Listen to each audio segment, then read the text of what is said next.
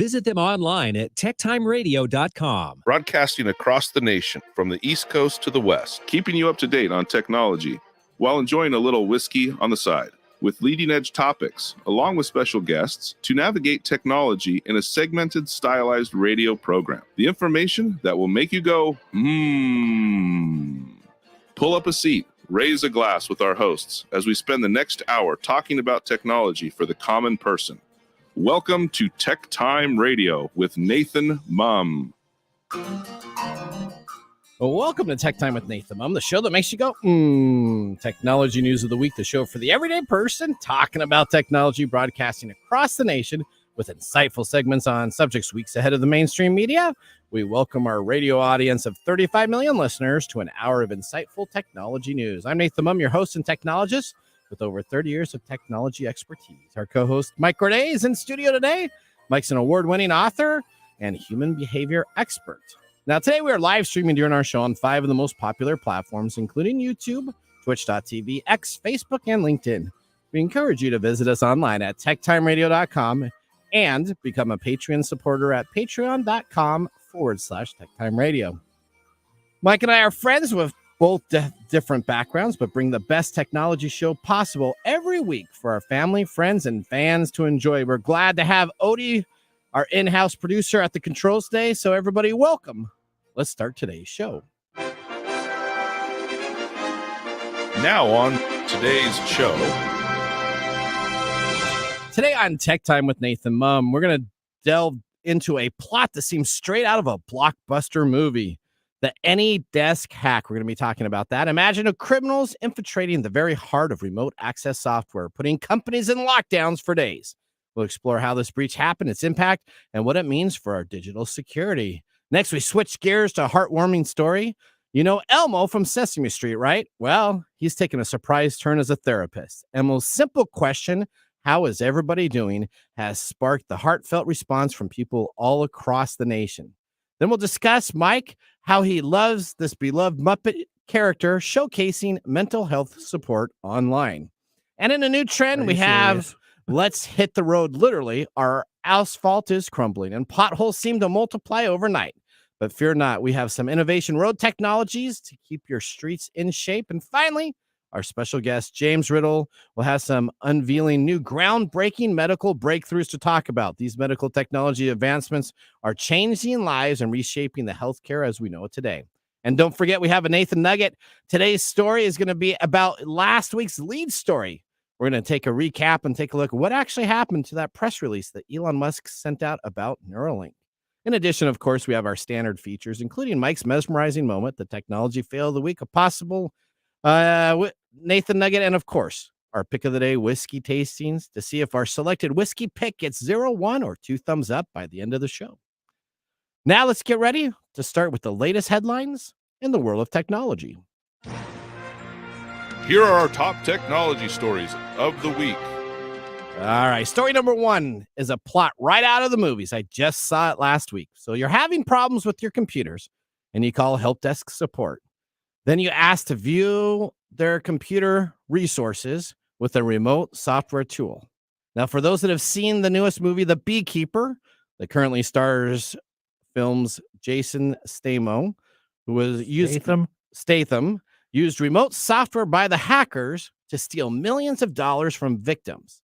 So he plots his revenge on a cyber hacking ring and essentially destroys town after town after city, going after these victims. We're going to be talking about exactly some of those same things that happened to AnyDesk, one of the major tools used to provide support for organizations across the states and across the nation. AnyDesk Remote Access Solutions allows users to remote access computers over the network and the internet. Let's go to Tim Larson with more on the story. The company behind the AnyDesk application confirmed that it suffered a recent cyber attack that allowed hackers to gain access to the company's production systems.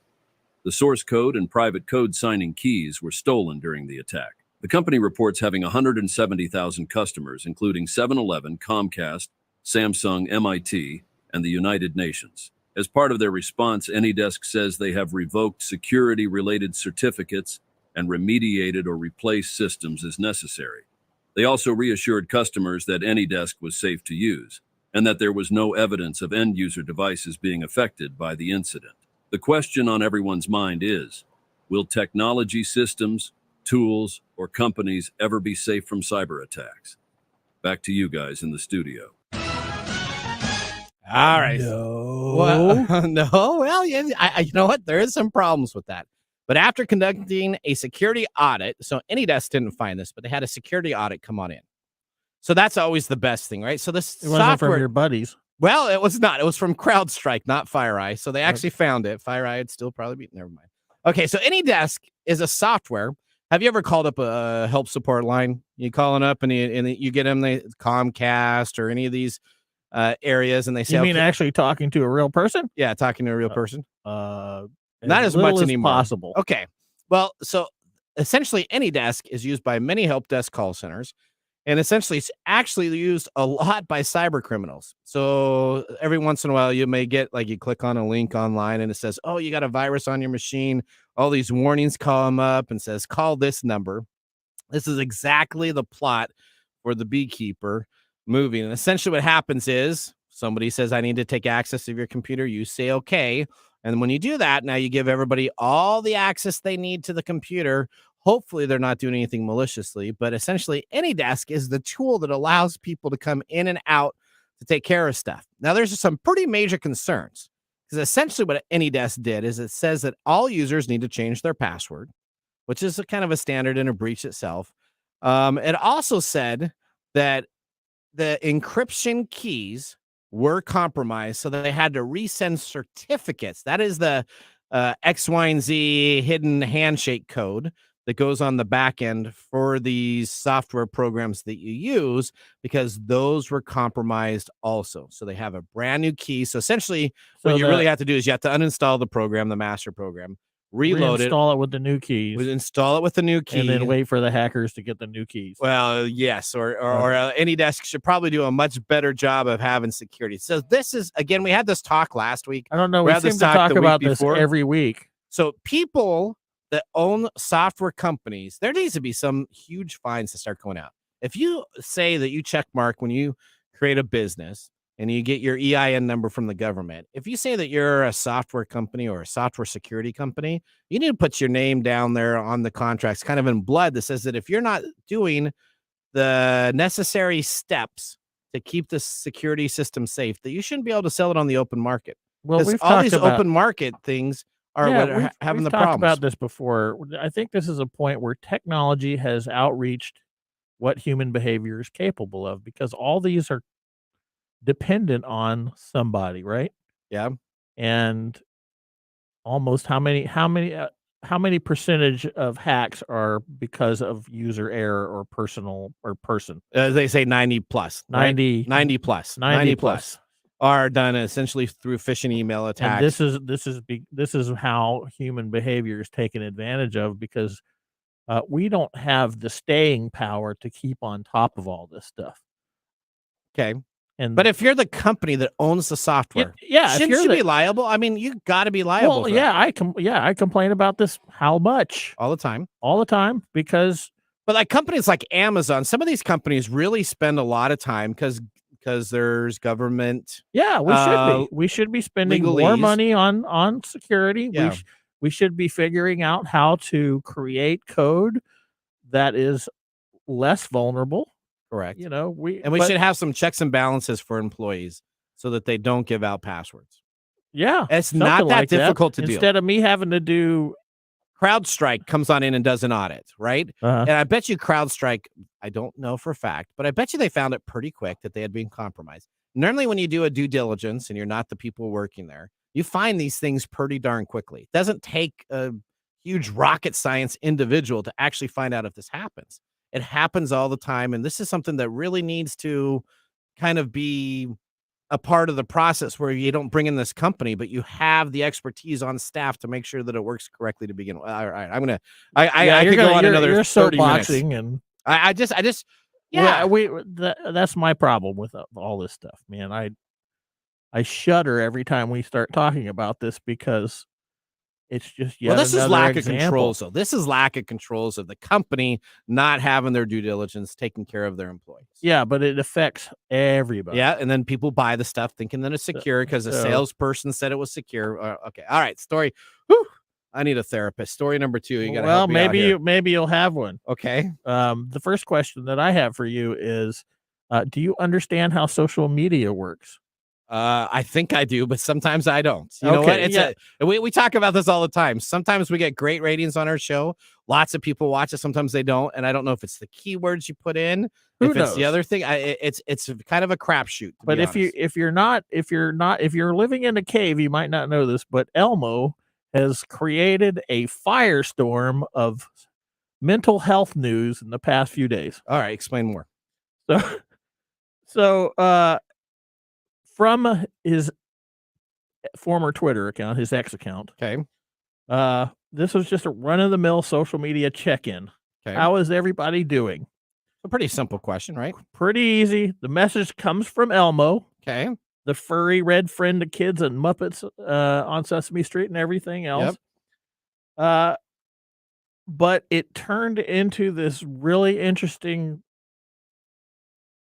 thing over the weekend. So the response flooded in on X and Instagram, Threads and Facebook. So this all went out on all these social media platforms. Okay. Conversations were sparked on Reddit and elsewhere. People unburdened themselves, and Elmo took it all in. On X alone, Elmo's question received over 180 million views. Wow. Responses to Elmo on Friday and Monday differ wildly. So some of the earliest check-ins when this happened was, "Hey, just on my way to buy some balsamic vinegar." Came one reply, "I'm doing okay, hope you are." And then it's always usually followed up by an "Elmo loves you" or "take that" and whatever. When the weekend was over and when Elmo echoed this question on X and other platforms on Monday, things took a turn. "Not well, Elmo. They've done raised my rent and everything at this point. I'm coming to live with you on Sesame Street." To which he replied, "Elmo would love that. #neighbors." So all these people on Monday started airing litanies of personal and relationship problems and just general angst. Okay. They spoke about being tired, broke, unsure how to improve things, feeling disconnected from others. Essentially, Elmo had to become this therapist. All right. So that was Friday. Sounded like Friday was a little bit more positive. Is that right? Friday, it was just social. Okay. Friday, it was like, "Hey, how you doing? I'm fine. How are you?" Okay. Or whatnot. Okay. Monday, which makes sense. Okay. The gloomy because Monday. I hate Mondays. Okay. And so everybody just started. Everybody just unloaded on him on or poor Elmo. Yep. Okay.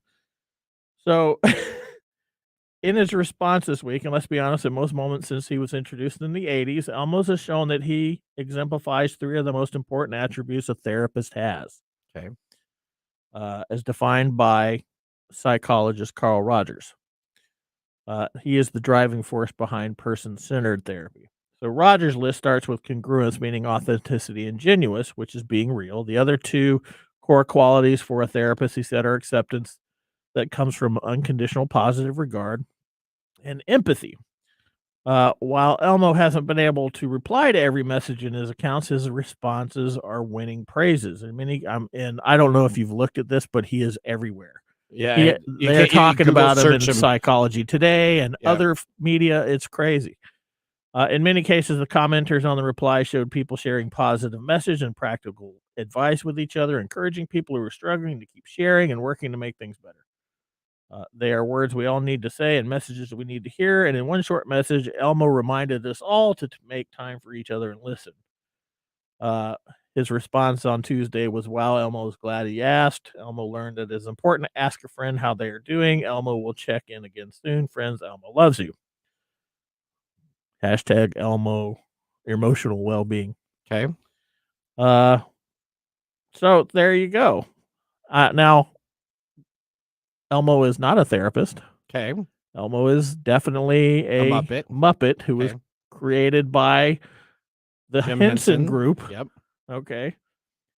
If you or someone you know who is actually in crisis, I would encourage you not to write Elmo. I would ask you to please call, text, or chat with crisis hotlines. If you're feeling really bad, Suicide and Crisis Lifeline at 988 is active and up and running. You can also text the crisis text line by texting talk to 741-741. All right. So Elma clearly is not a therapist, but No. his simple question on social media just went out This of this control. is this is one of the bonkers things about social media that I don't think anybody knows how to predict, and anybody who says they can. Sesame Street didn't expect this to happen. I don't think they expected, but this is a firestorm of post-pandemic blues. Okay, that makes sense. All right, let's go on to story number 3. Roads. Where we're going, we don't need roads, is a famous quote in Back to the Future by Doc Emmett Brown. But you know what? We do need roads that do not have potholes. You know what? Potholes. I just came today driving down on the I-5, right? This is supposed to be the major nice freeway. I came I-5 and then I came 405 a bit, which is the offshoot of that. There are holes. You went through Everett? Yep. There are holes all over the regular interstate highways. Let's go to Corinne Westland for more on the story of how to remove or help the crisis of potholes. In 2023, there were nearly 630,000 reports of potholes in the UK, and in the United States, about 44 million drivers reported damage to their vehicles from potholes in 2022, which was a massive 57% increase over 2021, according to AAA. While aging infrastructure and limited road maintenance budgets play a significant role in the problem, excessive heat can ultimately cause buckling of the roads, where additional thermal stress to the pavement materials can lead to cracks and potholes. How can we fix this? Well, I think we have a few ideas, all of which involve the use of new technologies. All right. So in the UK, a startup robot company called Robots 3D was created, the world's first autonomous robot that relies on AI to find cracks and potholes in the road and fix them. The robot, named Aries Prevent, analyzes geometry of the pothole, collects the measurement data, and then informs that back to officials so they know where it's at, the road condition, and where they can actually get it taken care of and fixed. These robots are rover robots developed by the Academic Research Center at the University of Liverpool. They use wheels and camera system that allows image processing to be done in real time. They focus on the detection of potential areas for potholes and other types of pavement failures so they can work to fix these potholes as soon as possible. So this is great. So you got a robot AI. Fix the potholes? Well, they alert the person so they know where it's at in the city, what's going on with that, and then they can have somebody come on out and take care of it. So it's kind of like your robot spy, I guess is what you'd say, right? Robot spy that you would have that goes on out there, takes a look, says that there's a pothole issue here, so that then it can go back to a database and you can actually send out people instead of looking for the potholes or having people call in and say, hey, I have a pothole that takes care of. I feel like that's a redundant system. Well, should you, how do you, and where we currently live, how do you, in the state of Washington, how do you get a pothole fixed? You know?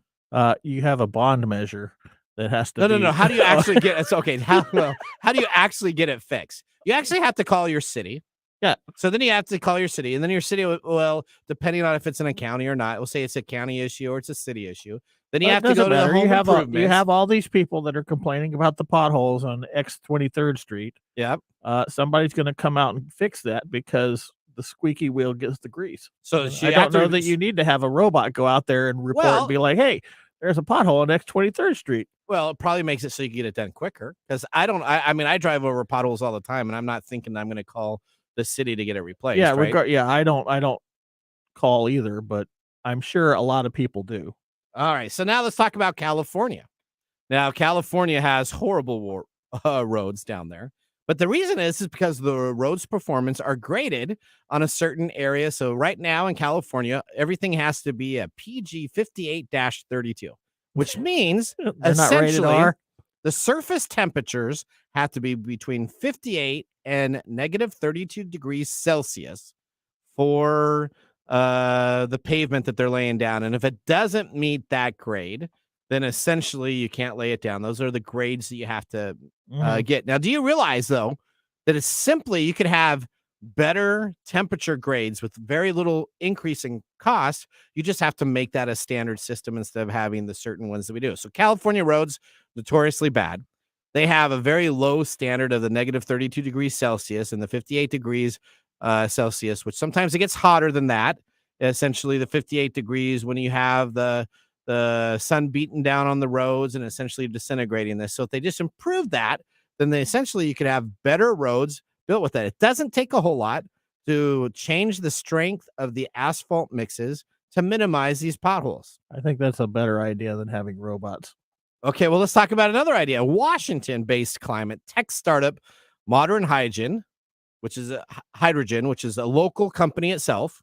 It was seed funded from the likes of Bill Gates. Essentially has the ability to create longer lasting forms of asphalt. The Clean Company's idea is instead of using the process they currently do, which is oil-based, that has dirt, pebbles, stones, sand, and oil to mix into it. Essentially, it uses bitumen from oil, but you can actually decide to have that be increased with having a lower CO2 intensity and actually have a better binder that makes the pavement on what they consider almost self-healing. So essentially, when it gets too hot, when it gets too cold, it'll actually contrast and it'll actually expand based upon this ability instead of having the oil that is currently being used in there. Or, for instance, steel fibers can essentially be released and you can have them so that they can put heat into the mortars instead of having them melt down briefly. So these are all essentially technologies that exist right now to have better roads, and roads across the United States is like a big campaign issue. We're getting into this political campaign area, right? And this is going to be one of the big issues. Every state has issues with roads. And it's not necessarily that we don't have the technology to fix them. That's where they get federal funding. They get federal funding to fix roads, oftentimes by the federal government trying to dabble in state politics. Okay. So we have the technology out there. Yeah. We have technology solutions in place to help with what we have on our current road situations for minimal fractional increases on what are dollars those guys spent. going to do that have to fill the potholes if there's no potholes to fill? Well, that'd be fantastic. You wouldn't have to worry about it. So those are just some of the great technology solutions out there. If we would just have some maybe road regulations or some better technology solutions put in place to get our roads taken care of. I think we can all agree that there's technologies that exist out there that solves most of our problems that we have currently. We just can't get them there. Or we don't get them because there are always political reasons why we can't utilize them. Oh, this is my pothole. I'm on a pothole craze right now. You're on a pothole soapbox. I may Do you have like the robot idea? I think the robot idea would be really cool because you know what? There's a pothole that I've gone over on my way to work every day and I literally hit it with my tires on my right-hand side. So it's on my driver's side when I go over every day. No one's ever filled it. It's been there for about a year and a half. And I guess I have to call, but wouldn't it be nice if that robot went on out, took a look at the streets? You could call or steer around it. Well, no, no, it could just be fixed. If I was in the UK, that would be I nice. would have a better solution than that. A robot would come out. And I'm going to move to the UK. That's what it is. Well, you know what? Okay, move to the UK. That way I can get my cars. I can get them charged on the street. I envision this little Amazon, little cargo thing, the little robots from Amazon coming out and scoping out the wheel. And why don't you just use the robots they already have on the Amazon drivers? I'm pretty sure. I'm pretty sure they're just going to add this to cars at some point in the future, so the cars will report that back to Google. That'd be a good. That's idea. Probably a Google thing. Okay, there you go. You sign up for that, and then you self-report. See, we've just solved the problem. We don't have to worry about anything. Your pothole will be fixed when they get around. Okay, all right. Well, that ends then our top technology stories of the week. Moving on, we have James Riddle, our medical expert, joining us for our next segment after the commercial break. You're going to want to not miss this by any means because we're going to be talking about gene therapy that has caused a deaf kid to hear again. Just think of not being able to hear. And then with gene therapy, boom, I can hear again. He's going to be talking about that and many other technologies advances in the medical field. You're listening to Tech Time with Nathan Mumm. We'll be back after this commercial break. This is Mark. And Greg. For Copiers Northwest. With a terrific offer. Called Printer Care Plus. It's simple. Buy HP printer cartridges from Copiers Northwest and we'll service your current printers for free. That sounds too good to be true. It's made possible due to our HP Copiers Northwest relationship. Copiers Northwest is an HP Platinum partner. One of only 2 in the entire Northwest. And now with Printer Care Plus, Copiers Northwest will provide free printer service. As long as they purchase genuine HP cartridges from Copiers Northwest. That's right. IT departments no longer have to service printers. Or fix paper jams with Printer Care Plus. They can focus on more strategic initiatives. And let our experienced technicians keep their HP printers up and running. Sounds like a love-love relationship for IT departments. Don't get too carried away. So how do they get more details on Printer Care Plus? Call Copiers Northwest today, 206-282-1200, or visit copiersnw.com. Copiers Northwest. New ideas, new solutions.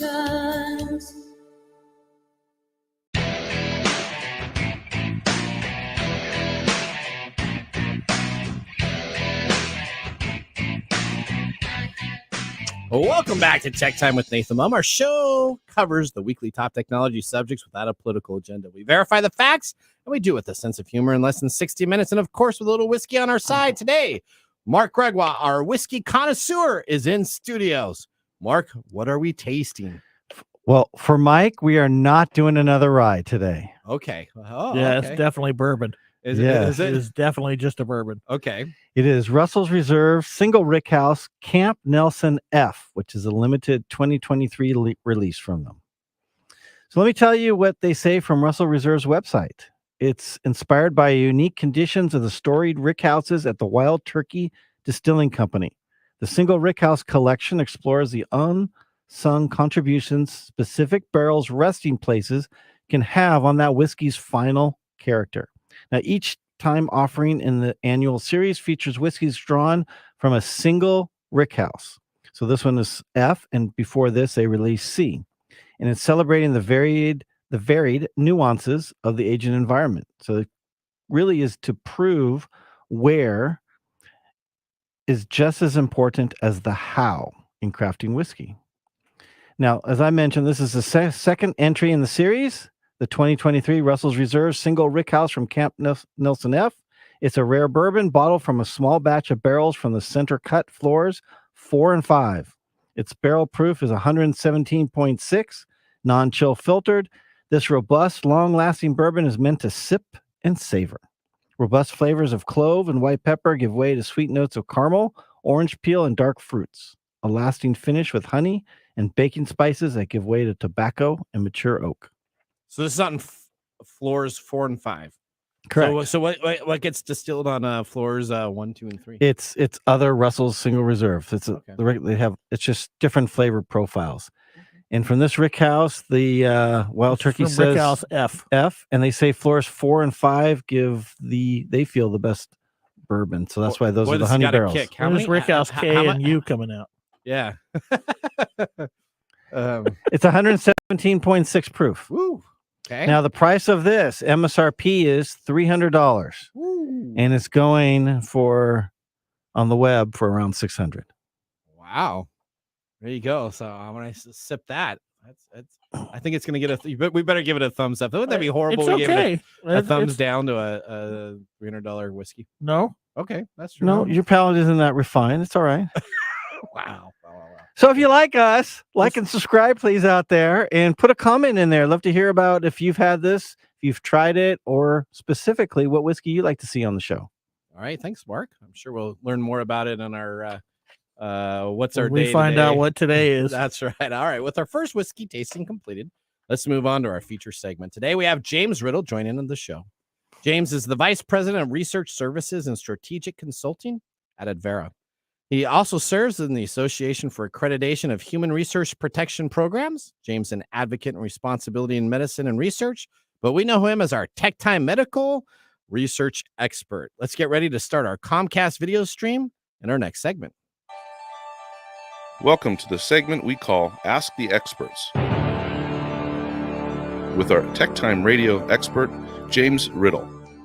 All right, James, welcome Hi, to the James. show. Wow, we Hey, got a new guys. background. Where are you joining us from today?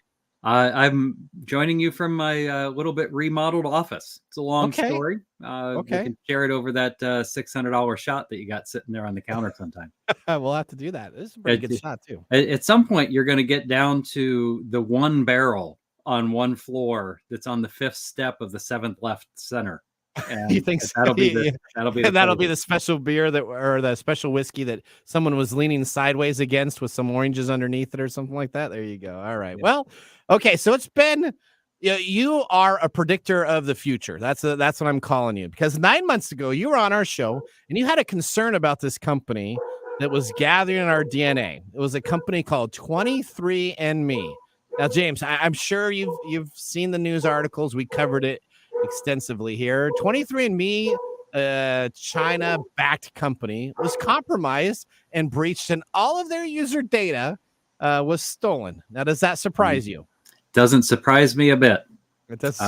It's to the point of your earlier story about, is anything unhackable? The answer is probably not, unfortunately. Yeah. And so you really just have to consider that anytime you put your electronic data out there, including a digital copy of yourself and your genomic profile, that's up to being hacked. And unfortunately, 23andMe got stung. And if you do need copies of your DNA, or if you want it and you were on the 23andMe, it's going for about 50 cents right now on the dark web. So it's not even a premier. It's not even a premier value. Way less for than you pay someone's for DNA. it. I know. It is like the cheapest stuff. It costs more to get a Facebook login than it does to get a DNA So code what of was somebody. the point of getting it? Well, I didn't do that. All right. Well, okay. Let's now move on and talk about something a little bit more exciting. We have an 11-year-old boy who has regained his hearing after receiving a groundbreaking gene therapy at Children's Hospital of Philadelphia. Now, can you explain how this happened? What was a part of this, and how this young child is now hearing today? Yeah, so I think we've talked about the power of gene therapy a couple of times. And really the way that this technology works is that if you have a genetic abnormality or a defect, technology exists now where scientists and medical professionals can go in and actually fix the defect. And so this young man had what is probably considered a reasonably rare genetic disorder, which caused him not to be able to hear. Scientists were able to specifically isolate the gene that was causing the problem, and they were able to provide a gene therapy that went in, corrected the gene, and now the young man can hear. So now explain this a little bit to me. So the gene's in the boy itself. So they go in with this gene therapy. Do they actually change a chromosome? Do they change a DNA sequence live as things are going on, and then it replicates through their system and then they're fixed? Or how does that actually work? Yeah, you described it just as it happens, that depending on the nature of the genetic defect, if it is at this point in the technology, you have to really understand what is the specific genetic abnormality that's going to be fixed. And you insert it using something called a viral vector. So if you think about the way that a virus works, it gets into your cell and causes havoc inside your cell. It reprograms the cell. Yep. And so you can leverage those viral vectors to do positive things like fixing a genetic abnormality. And the challenge is that you have to be able to figure out where to go to fix that particular genetic abnormality, and you have to know where it's at in the DNA strand and how to go in and get it. So if some genetic disorders are highly complex, involve a number of different chromosomes, and but if you're like this young man who was able to, we were able to identify, and there's other people who suffer from this condition, it's this very specific gene, and now we're able to go in and fix it. And it's a quite amazing technology.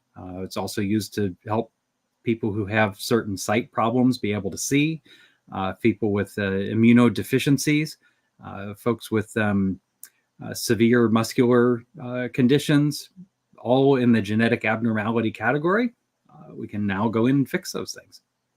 All right. Okay. So let me ask you this then. I totally off topic. If I have brown eyes, so if I wanted to get blue eyes, if I just wanted to get blue eyes and they knew the gene sequence in there, essentially I could have this virus come into my system through the DNA, and they could actually change my eyes so that my eyes would go from brown to blue in the matter of a couple days then, and then it would keep it there permanently?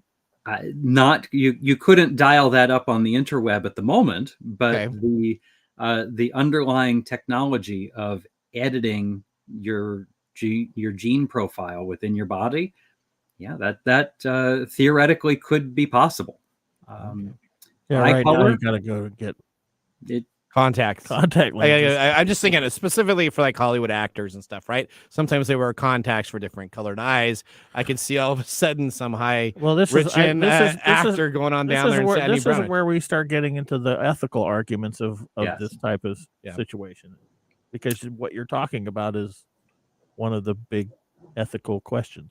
Okay. All right. Okay. And these experiments are done highly controlled, overseen by a bunch of ethics committees before folks are having their genes altered.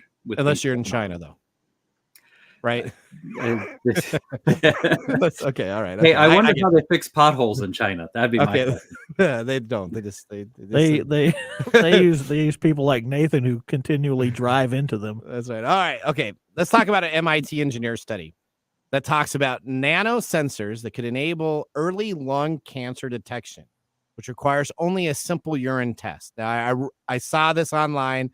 I read about this. I got a little bit lost. This wasn't a smart toilet thing, was it? This wasn't a CES smart toilet type of deal, but essentially an MIT engineer study says that this is possible. James, is it fact, not fact? Tell me a little bit about this. No, definitely doable. If you think about how you can do test strips for it, this is probably the easiest way to think about it. The test strip for your pool, right? You dip it in, certain chemicals react with the test strip changes colors. If you make that test strip small enough and you make it so that it detects lung cancer cells excrete a certain particular kind of protein that you can build a detector for. And then you measure whether the thing changed colors by looking at the pee and see if something was impacted in the urine that comes out of the person, and you measure how much came out.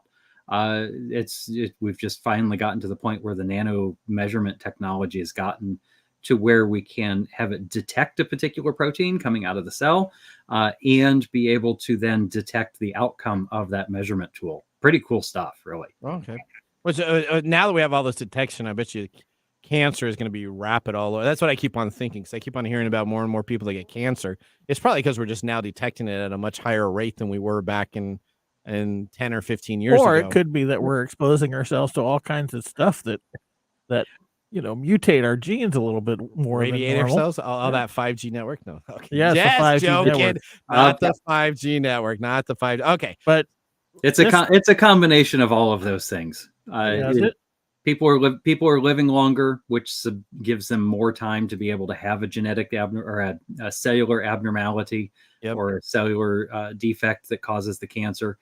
We're better at detecting it. So some people who used to die and you didn't used to know why, now we know why. And there's generally just more people around too. Okay, so this is a story that you sent me that you wanted to talk about a little bit, and I had to do a little bit of research on this, and we talked about it last night at our production meeting, so you have to help us out here. The scientists launched their first human vaccine trials for the deadly Nipah virus. Is that Nipah virus? So what is the Nipah virus? Okay, so Nipah virus is a nasty, bad virus. It's carried by fruit bats. So just picture places in the world where there are fruit bats. Okay. These fruit bats carry the Nipah virus, and it is it's nasty stuff. So just think like Zika, Ebola, Marburg, a whole bunch of different viruses that could wipe out the planet, that kind of stuff. All right. There is not currently a vaccine for Nipah virus. There wasn't a vaccine for COVID SARS-2 before we developed one. Yep. And so, the World Health Organization and other places are pretty concerned that we have these other really nasty viruses that live in animal populations there's evidence of Nipah virus infecting in humans. There isn't a broad scale human to human transfer as of yet, but there could be. And so it's pretty encouraging that researchers are finally getting around to making sure that we have decent virus technology, virus and vaccine technology for some of these viruses that go around. Seems like COVID might have woke some people up. So but we did talk about this. It was like that COVID allowed people to do some stuff that regulations had previously not necessarily moved as quickly with. I mean, this is an interesting piece if you look, because they've been preparing for a pandemic long before COVID hit. Yep. Mm-hmm. But it's been in such small circles, and they can't, get all the funding that they need all the time. And now it seems like, oh, wait a minute, they were right. Maybe we need to do some more research in this area. All right, last question I'm going to ask you, and then we're running out of time. But this is a big one for me. So, experimental Alzheimer's drug addiction ultrasound trials may help patients. So, my mom, rest her soul, she's still alive, but she doesn't remember who I am anymore, and so she has a disease. My grandmother had a disease. It's awesome to find out that it transfers through your female parents. So I probably will have the disease. So don't worry about it, George. I appreciate you being a part of the show. But, very nice. But seriously though, because this is a concern for me, tell me what this is and how this may help patients. Yeah, so it's pretty commonly understood at this point that there are certain indicators in the brain for people who have Alzheimer's. You've heard about the amyloid plaques and the white spots and things of that nature. So pharmaceutical companies have developed a number of drugs to try and reduce the amount of plaque that builds up in your brain, with the hope that that will then reduce the Alzheimer's. But the problem is that you have to get that stuff through the blood-brain barrier in order to get it from the injection site or the infusion site into the brain. And your body is designed so that it's not easy to do that, right? It protects your brain at all costs, including the blood-brain barrier, where it's hard to inject something into the bloodstream and have it get to the right spot in the brain. Okay. And so what they're doing with the ultrasound is they're using the ultrasound in a very precise, pinpointed way to open up a spot in the blood-brain barrier so that the drug can get into the brain tissue more effectively and hopefully in a quicker manner, treat the underlying plaque that's in the brain. That's what's going on. Okay, that's good to know. So how do you feel about being a completely just a meat sack biological life support unit for the bread between your ears? Yeah, see, I have some very mixed. I could do 7 shows on that. That's why I drink energy drinks every morning. Because if I die a little bit earlier, at least I enjoyed those energy drinks. But no, that's not okay. All right, okay, James, wow, I appreciate. I've known you for such a long time. We do need to get some whiskey. We need to have the next time you're up here in town, go and have some spaghetti and have a great time and get all caught up on what's going on. So thank you for being a part of the show. It's always a pleasure to talk with you. If anybody wants to get in contact with you, is the best way to do it through LinkedIn? How would they ask you some questions? LinkedIn's the best way to do it. Profile's pretty self-explanatory, and my profile picture looks a lot younger than I do here on the screen today. Well, there you go. All right, James. Thank you so much. All right. Bye, James. We're going to take a commercial break. When we come up next, we have This Week in Technology. You're listening to Tech Time Radio with Nathan Mumm. Hey, Mike. Yeah, what's up? Hey, so you know what? We need people to start liking our social media pages. If you like our show, if you really like us, we could use your support on patreon.com. Or is it Patreon? I think it's Patreon. Okay, Patreon. If you really like us, you can. And you say I'm the English guy? Patreon.com. I butcher the English language? You know you butcher the English. Okay, so it's all the time. It's Patreon.com. Patreon.com. If you really like our show, you can subscribe to patreon.com and help us out. And you can visit us on that Facebook platform. You know, the one that Zuckerberg owns? The one that we always bag on? Yeah, you can. We're on Facebook too. Yeah, like us on Facebook. You know what our Facebook page is? TechTime Radio. At TechTime Radio. Yeah. You know what? There's a trend here. It seems to be that there's a trend, and that's TechTime Radio. Or you can even Instagram with us. And that's at TechTime Radio. That's at TechTime Radio. Or you can find us on TikTok. And it's TechTime Radio. It's at TechTime Radio. Like and subscribe to our social media. Like us today. We need you to like us. Like us and subscribe. That's it. That's it. That's that simple. And now, let's look back at this week in technology. All right, we're going in our way back machine to February 5th, 1952. The first Don't Walk sign is installed in New York City. The installation of the sign was inspired by the growing number of deaths that resulted from pedestrian accidents. During the 1930s, city officials were trying to figure out how they could reduce the death and injury toll among pedestrians. Cities began passing laws establishing that pedestrians have the right of way under certain circumstances. Well, this didn't work out. And they tried physical means, including barriers to prevent pedestrians from crossing where they weren't supposed to. But in the 1950s, with the technology available, they were able to develop lighted walk and don't walk signs. Today, we have over 100 versions of these signs with audible alerts, countdowns, and funny animated pictures of people running.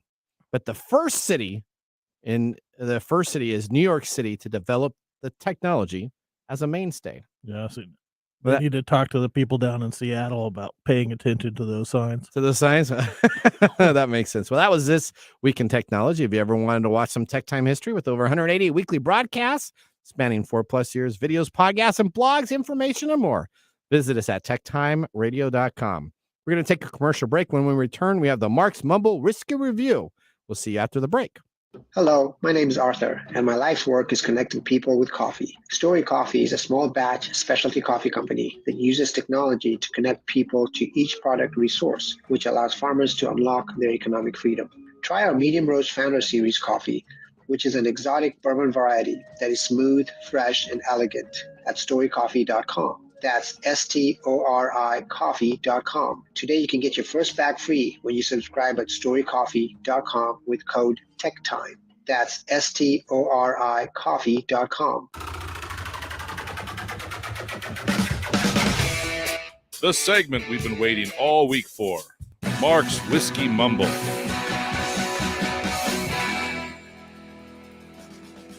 Now you can do the drumbeat, buddy. All right, what do we got going on today, Mark? Today is African American Coaches Day. Woo! Okay. Yeah, this day addresses the need for the Black community and everybody else in particular to embrace coaching to help spur business and personal development for Black community. This significant day trashes the baseless stereotypes throughout history that African Americans aren't good enough. A mere scan through history clearly shows they undeniably sit among the world's most brilliant minds and super impressive accomplishments. Some pioneers were Fitz Pollard, who was the NFL's first Black head coach for the Akron Pros in 1921. Okay. We have Bill Russell, NBA's first Black head coach from the Boston Celtics, 1966. And more recently, Jennifer King, first full-time female Black NFL coach. She is the assistant running back coach for the Washington football team, hired in 2021. Okay. And there's many more that we don't have time to name today. Now, as we celebrate African American Coaches Day, let's raise a toast with our Russell's Reserve single Rickhouse Camp Nelson F. This bourbon's Rickhouse is called Camp Nelson after the local military Camp Nelson, which was established in 1863. It served as a hospital, a maintenance and supply station for the U.S. Army, and a portion of that has been converted into a cemetery. Now, following the Civil War, the cemetery was used to reinter Union dead who had been buried elsewhere in Kentucky. So it's very symbolic for Kentucky and very important for them. Now, Camp Nelson also had another very important role. According to the National Park Service website, initially established as a Union Army supply depot and hospital, Camp Nelson was one of the largest recruitment and training centers for African American soldiers during the Civil War and served as a refugee camp for their wives and children. Okay. Well, that's good to know. So now talking specifically about the bourbon. Yes. This is not easy to find, being a limited release, and it is a little bit expensive, as we talked about. Now, if you can find a pour at a bar where you would have time to savor it, I would highly recommend it. It is complex, deep, and dark, taking time to dissect its many different aspects. There's berry sweetness and vanilla, a touch of cinnamon with spices, rich dark chocolate with some barrel char. You can probably name 5 other intense flavors as you slowly sip it. Is a whiskey you'd want to make the centerpiece for a small whiskey gathering at your home if you're so inclined. Thumbs up for me. There you go. Okay. Well, you know what? Pairing of whiskey and technology is like the pairing of the Super Bowl and funny commercials. All right, let's get ready to our. Forward to that. Yeah, let's get ready for Funny our commercial. You have technology. no originality, do you? Well, no, that's original. He's topical. All right, technology fail of the week brought to you by Elite Executive Services. Let's start that now. We are out of time. Congratulations. You're a failure. Oh. I failed. Did I? Yes. Did I? Yes. Did I? Yes. All right. How many of you guys got yourself the Apple Vision Pro, that $3,499 device? Not me. Well, it went on sale on Friday as Apple's first major new hardware category since it began selling smartwatches almost a decade ago. Now, this device isn't expected to be as necessarily the blockbuster product because of its price tag, but one thing for sure, if you forget your code, essentially a series of digits, your device will no longer work, and you'll have to bring it back to the Apple Care customer support line, calling them up, returning it to the store, and have everything deleted on the device itself. That's right. The company did not provide a built-in cable. Most of your headsets have like a USB-C or some type of cable that you can connect to so you can do a reset. And it seems that the passcode problem has been very frustrating, especially with users that have forgot their passcodes and essentially had to go back, restart everything over from scratch, and wait 2 to 3 days to get their device back. Just like an iPhone passcode, it has to be like 80 bajillion digits. So it's quite a bit larger passcode, so you're not going to necessarily remember like 257964338 type of deal. If you don't remember that, if that's not mine, but if you don't remember that and you forget it, your device is essentially bricked. An Apple spokesperson said that they're working on a solution. Currently, the only solution is to buy a $300 accessory on top of your. So again, if you're spending $300 for this is an Apple thing, so that thing, should be part of the deal anyway. You have to pay $300 that essentially is a device that you can troubleshoot that device for developers. Now we're going to head right now to our Mike's mesmerizing moment. This is Mike's mesmerizing moment, presented by Story Coffee. Visit storycoffee.com. All right, Mike, why did people respond so much to this Elmo thing here? Really? I mean, this took off on social media. This took off on social media. It's being covered by all national news media outlets. It's kind of interesting. Okay. Well, it mentioned part of it in the article about Elmo's character. Yeah. Right. So that's a big piece. Now I added some stuff in there. We talked about this last night. Elmo is a symbol. Yeah. And that symbol represents those things. Okay. And those things are innocence, authenticity, empathy, which is huge for therapeutic responses, and positive regard. Okay. So as a symbol, more often than not, Elmo is recognizable as a safe place to be able to express things. So it's something I would not have predicted to happen. Yep. But it's an interesting way in which we will interact with a fictional character. Yep. In a very similar manner in which we would interact with a therapist or a bartender. Okay. So, as symbology goes, Elmo, I guess is that kind of caring symbol. Okay. All right. Okay. Well, thanks. Again, social media, you never know what's going to pop to you. All right. Oh. Let's now move to our pick of the day. And now our pick of the day for our whiskey tastings. Let's see what bubbles to the top. All right, Mark, what are we tasting today? We are tasting Russell's Reserve Single Rickhouse Camp Nelson F, the limited 2023 edition. It is from Wild Turkey. It's a straight bourbon. It's not age dated, but it's over 10 years, 117.6 proof, and MSRP is $300. Mike, what do you think? Yeah, I'm going to give it a thumbs up. I think it's fairly mild, but I like it. Would you have this on your shelf for a? No, No? I wouldn't go out and buy it. Okay, Mark has it on his shelf. Mark, do you like this on your shelf? Yes, I find it very deep, complex, so many different flavors. Every time I sip it, I get something different. All right, that's perfect. All right, I'm going to give it a thumbs up also. Why? Because it's $300. Well, no, 'cause I just like everything. Come That on, would be it's a gonna reason to give it a thumbs down. Yeah, no, Yeah. no. It still Oh, that's tastes very true. good. It tastes really No, good. I wouldn't recommend everybody go running out and buying a bottle, but definitely trying to pour at a bar. Okay, that makes sense. All right, for the Nathan Nugget that we didn't get to, if you want to watch the Super Bowl, essentially you need to watch it on Paramount Plus. That's the only place to do it, or get yourself some old TV antennas that you have available. And regarding the Elon Musk stuff, Neuralink, there's no information announced about it anywhere from Neuralink or any other That sites. should be the fail of the week. So it should be. Is Elon Musk telling us the truth that it happened or that didn't? I'm If sure this he's telling happened, us he the should have truth had that it that. happened. All right. Well, everybody, we thank you for watching the show. Remember, the science of tomorrow starts with the technology of today. We'll see you next week. Bye-bye. Later. Thanks for joining us on Tech Time Radio. We hope that you had a chance to have that moment today in technology. The fun doesn't stop there.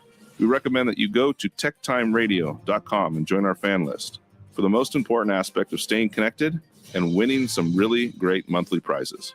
We also have a few other ways to stay connected, including subscribing to our podcast on any podcast service, from Apple to Google and everything in between.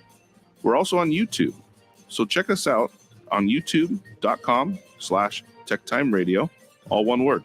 We hope you enjoyed the show as much as we did making it for you. From all of us at Tech Time Radio, remember, mum's the word. Have a safe and fantastic week.